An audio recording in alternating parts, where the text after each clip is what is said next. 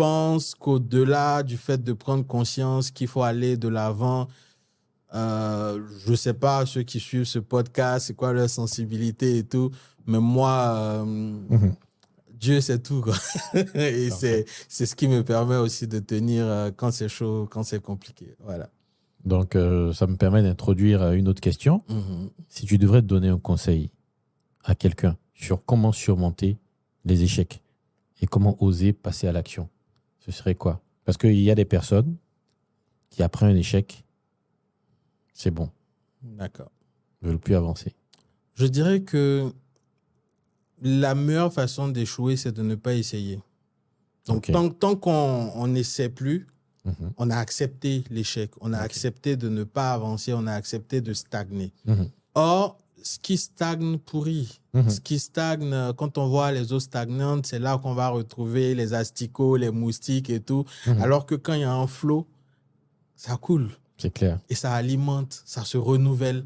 Et si on n'est pas dans cette dynamique de renouvellement, d'essai et de se donner la chance d'échouer, franchement, ça peut paraître fou, mais il faut se donner la chance d'échouer pour savoir que ça ne marche pas, en fait. Sinon, on reste dans un rêve qui ne se réalisera jamais.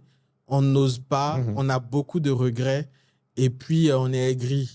Ouais. Non, il ne faut pas penser comme ça. Chaque jour, on a l'occasion d'écrire une partie de notre histoire. Quand je parlais d'amélioration continue, je peux ne pas tout réussir d'un coup, mais en faisant le petit effort aujourd'hui pour que demain soit différent, je me donne les moyens de tendre vers la réussite. Je me donne les moyens de tendre vers l'atteinte de cet objectif que je me suis assigné.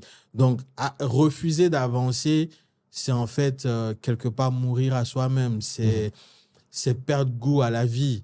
Ou je peux décider de ne plus essayer quelque chose parce que j'ai compris que c'est pas pour moi. Ça, c'est autre chose. Ça, c'est la sagesse. Parce qu'il ne faut pas s'entêter aussi. C'est une chose on est convaincu qu'elle ne marchera pas parce que le comble de la bêtise, c'est fait chaque fois la même chose et s'attend à un résultat différent. Mais si je change, si j'ajuste les choses, si je corrige et que je vois une amélioration, ben, je fonce. Donc, pour ceux qui hésitent encore, pour ceux qui ont peur d'échouer, donnez-vous la chance d'échouer, donnez-vous cette chance de pouvoir comprendre et accepter que c'est pas la bonne façon de faire et trouver la façon. Après, on dit quand le plan A échoue, il nous reste encore 25 autres lettres et même on peut, quand on regarde un fichier Excel, il y a AA, AB, AC.